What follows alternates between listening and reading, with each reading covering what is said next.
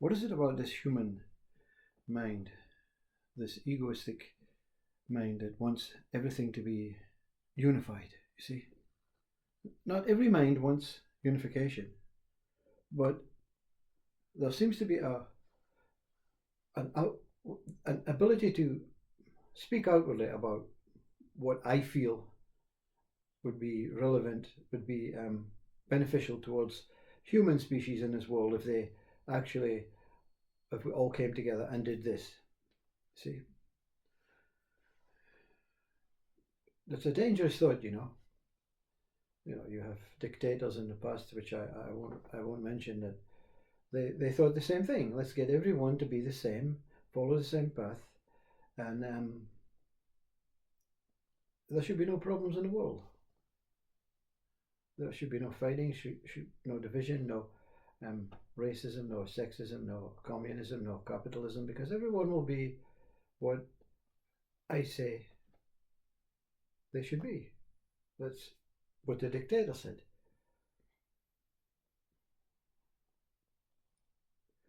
What wants to unify, you see? What wants to unify?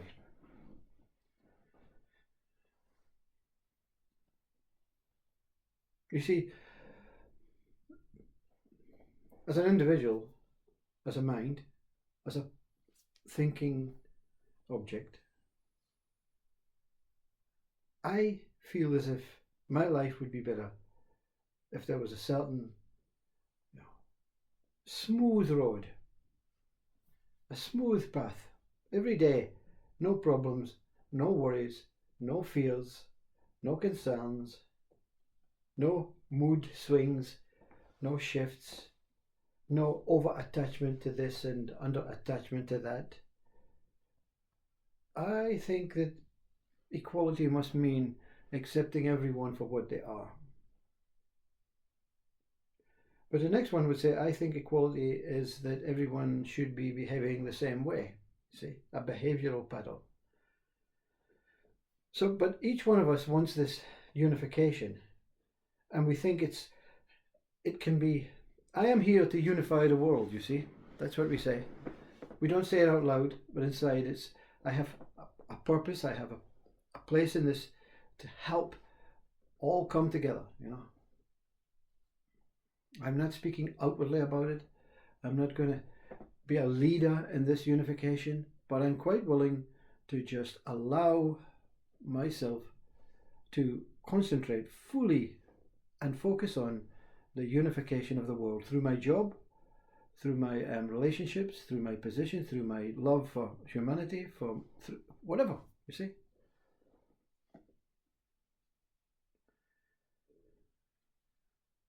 And we completely ignore our self-unification. Because I am already unified, you see. I am already unified. I know what I am. I am a person. I am a body. I am a man, or I am a woman, or I am and this age. I am this name. I am from this country. I am this culture. I know what I am. I know what I am. I've been told.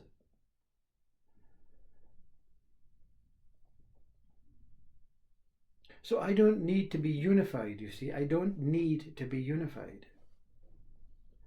Yet I have this longing to unify everyone else except me. But of course, when I unify everyone else, I will make sure I am part of that unification, you see.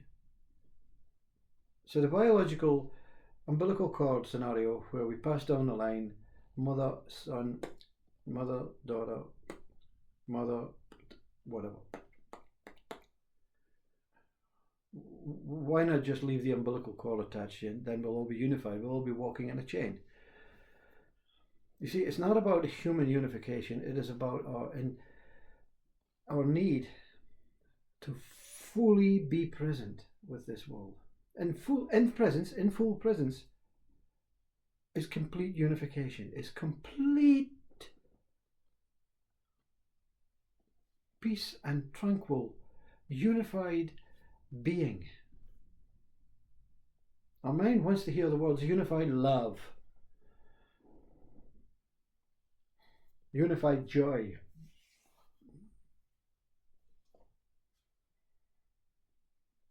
Unification means to discover what you truly are. All aspects.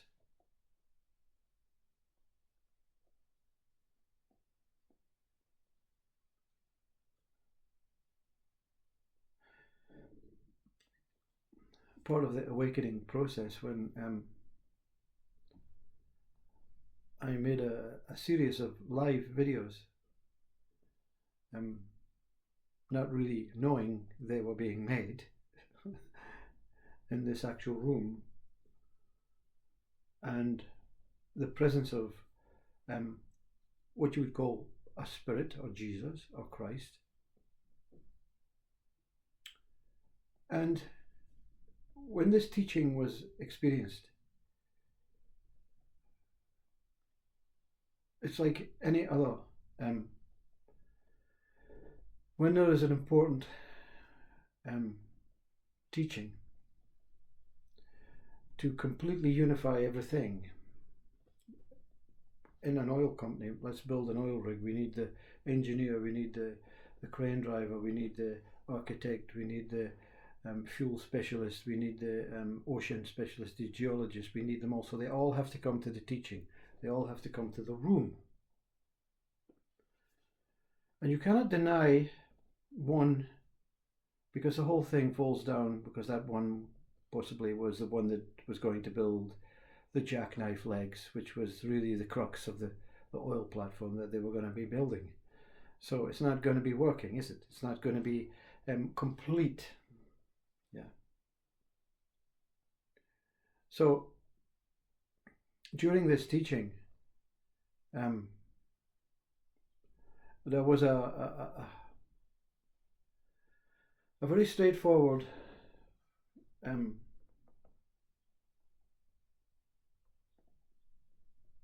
opening and inviting those into the teaching, you see. So if you're going to unify your thoughts, every thought has to be there. If you're going to unify the whole human race, every human being has to be there. If you're going to unify to make a one-off color of the landscape, the whole of all landscapes has to be there to understand how it's going to come together to meet, to make one beautiful colored landscape. So this teacher, this Christ, said we cannot pursue with this teaching.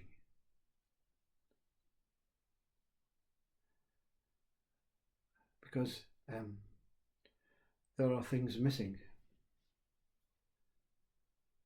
And of course the things missing are the things that you feel, I don't think Christ would value these things if I brought them to the table, you know. So Christ says, where is Satan? Why is Satan not at the meeting? If we're going to unify our thoughts, our mind, our beingness, our spirit, everything is important. You won't really appreciate God if you don't understand Satan. Because God needs Satan to make it look more glorified. So we don't want to imbalance the teaching by taking in the positive stuff and leaving what we call the negative stuff out. We need to bring them all together.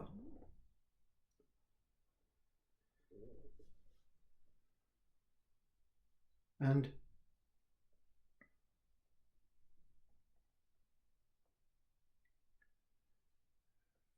does this make sense? To become one, everything in your life that you have experienced, everything in your life that you have not experienced, every life that you have been appearing in as a human in this circle of samsara life, you cannot say, I'm going to take life 2, 4, and 6, 8, 9, 10 and leave the other ones out because I was a really bad guy. No, the idea is not to bring all together to come out fruitful and joyful. So the less bad ones that come in, the more fruitful and joyfulness. I spoke about God being superior, but only superior when Satan is there. Only glorified when Satan is there. So it goes against all the grains of what we think. To be truly godly, we have to ignore the devil, we have to ignore anger, we have to ignore suffering, we have to ignore anxiety and depression, we have to ignore hatred, we have to ignore... No, we have to bring everything to the table, says Christ. The idea is not to make comparisons with them. The idea is for us to really look at each one and see they're just ideas and concepts that are masking the true teaching. So we have to bring them into the room and put them in a place. They are important because you cannot know good without experiencing bad. You cannot know how wonderful good is until you have done the bad. That change from opposing values. And Christ says, so we must bring everything that is opposing itself, everything that is opposing each other, everything that opposites into the room. We have to bring everything into the room and merge and become one. And Christ says, so when you leave this room, there won't be me and you. There will just be Spirit. There won't be devil and God. There will just be Spirit. Because the Spirit teaching from Jesus Christ is as the Holy Spirit. That Holy Spirit can only teach Holy Spirit. So whatever you bring into your room,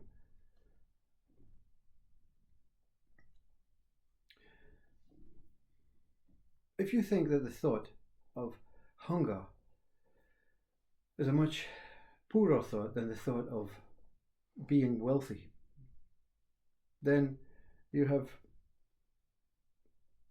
accepted meaning and reasoning and purpose and what hunger is and what money is and what value is. But they're both still a thought. So how can you find the root of the thought? By looking at the context, the ideas, the meaning, the reasoning, the measuring, the valuing, the judging of each thought. Each thought comes out with different petals, but each thought is a thought, is the same thought. So the thought of hunger appears. Hunger appears to experience hunger. It doesn't come to experience eating, it comes to experience itself as hunger. The finger does not come here to experience itself as the pointer, as the doer, as the picker. The finger comes to experience itself as the finger. That's the name we've given it. It comes to experience itself in whatever way it experiences itself, to see itself as that what is experiencing itself.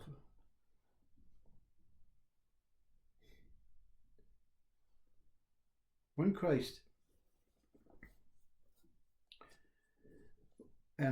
arranges a specific teaching, not to the body, not to the person, but to the spirit that is surrendered and given up and offered, take my body, Christ, take my whole life, take my existence, take my future, take my past, take everything. I give up, I surrender.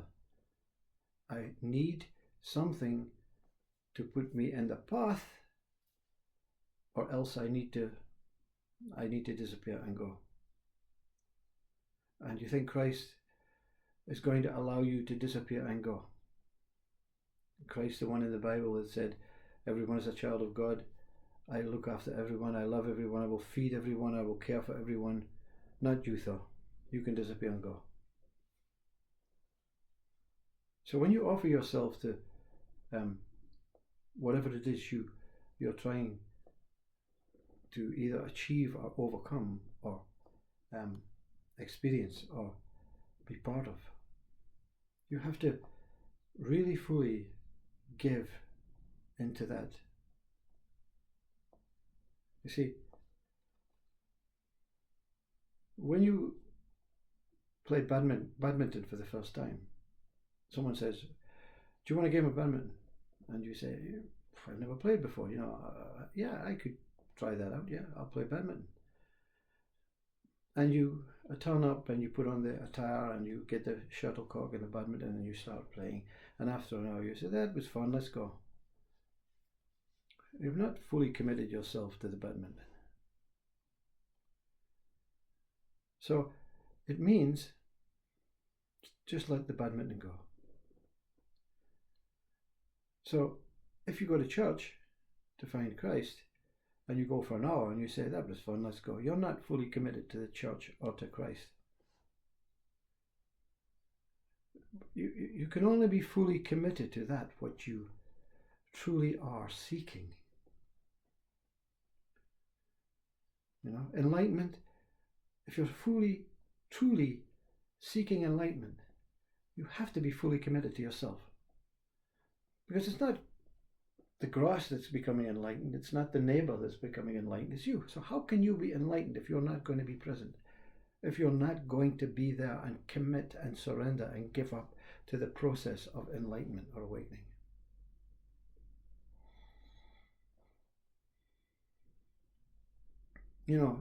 Consciousness, it comes in many shapes and sizes and forms and formlessnesses, and it comes in wafts, it comes in periods of our time, and it's looking for ones that it can really utilize to see for its own benefits, its own purpose. You can call consciousness God, okay?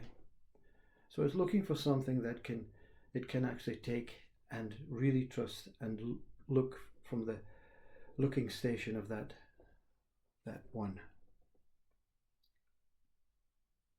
So just because you're surrendering and giving up and fully committing to enlightenment doesn't mean it's guaranteed, because consciousness has to come and be in the right place at the right time, looking for the right one. And when it sees you in that state, so it may be months, it may be years, it may be decades of constant meditation, constant, surrendering, constant giving up, constant letting go of the thoughts. You're not a failure or a fake. Every one of us will realize the truth about ourselves at some point. Most maybe have, and are just moving on and getting on with this world. Some, they've been seeking for many bodies. I believe I've been seeking for many bodies. I don't see enlightenment as the greatest thing in the world. I see that what consciousness is, when it's enlightened, asleep, awake, depressed, joyful, it's just fluctuations of something that wants to cover up that what we truly are. Enlightenment is what our true state is. Contented, awakening, free, liberated, profound, tranquil beingness in this moment is what we are experiencing right now. But with a mind that supersedes it to say, no, not today. Not today. I'm not giving up today. I'm not surrendering today. I've got things to do. I've got jobs to do. I've got places to go, people to see. I've got, all these things. And that's the moment that you miss the waft of consciousness. Oh, look at that one. Oh, he's not looking. I'll come back again in 20 20 years or 20 lives. It is, when we meet, there has to be a true meeting of two coming at the same time for the same thing, for the same purpose, so we can commit to each other on that meeting. So commitment is not about committing yourself to a religion or a god or a particular practice or a method. Committing is about committing to that what you truly are seeking. And I pretty much guarantee, if you commit long enough with the longing and the passion and the need and the desire to discover something about yourself on the journey to meeting God, it's pretty much assured. But who am I?